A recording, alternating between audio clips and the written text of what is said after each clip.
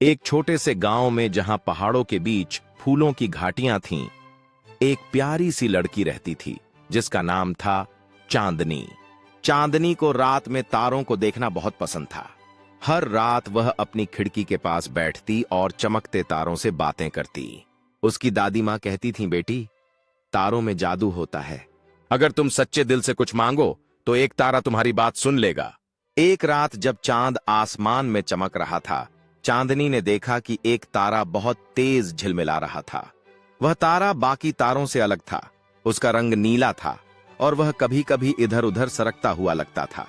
चांदनी ने अपनी आंखें बंद की और धीरे से कहा, ऐ जादुई तारा, अगर तुम सचमुच मेरी बात सुन सकते हो तो मुझे अपने जादुई संसार में ले चलो। अचानक एक ठंडी हवा चली और चांदनी की खिड़की से एक चमकीली रस्सी नीचे उतरी। वह रस्सी तारों की तरह चमक रही थी। चांदनी डर तो रही थी, लेकिन उसका मन उत्साह से भरा था। उसने हिम्मत की और रस्सी पकड़कर ऊपर चढ़ने लगी। देखते देखते वह आसमान में थी जहां बादल मुलायम रुई की तरह तैर रहे थे। रस्सी ने उसे एक चमकते हुए तारे के पास पहुंचा दिया।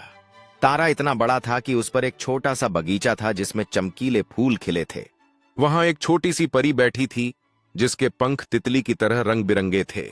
परी ने मुस्कुराकर कहा, स्वागत है चांदनी, मैं हूं तारिका, इस तारे की रखवाली। चांदनी की आंखें खुशी से चमक उठीं। तारिका ने उसे अपने तारे का बगीचा दिखाया। वहां फूलों से मीठी खुशबू आ रही थी और हर फूल गीत गा रहा था। तारिका ने बताया, ये फूल बच्चों के सपनों से बनते हैं। जब बच्चे अच्छे सपने देखते हैं तो यहाँ एक नया फूल खिलता है। चांदनी ने पूछा, क्या मैं भी एक फूल उगा सकती हूं? तारिका ने हंसकर कहा, बिल्कुल, लेकिन इसके लिए तुम्हें एक अच्छा काम करना होगा।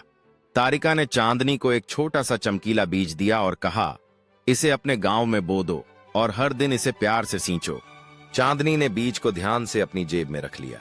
तारिका ने उसे एक जादुई झूला दिखाया जो तारों के बीच लटक रहा था।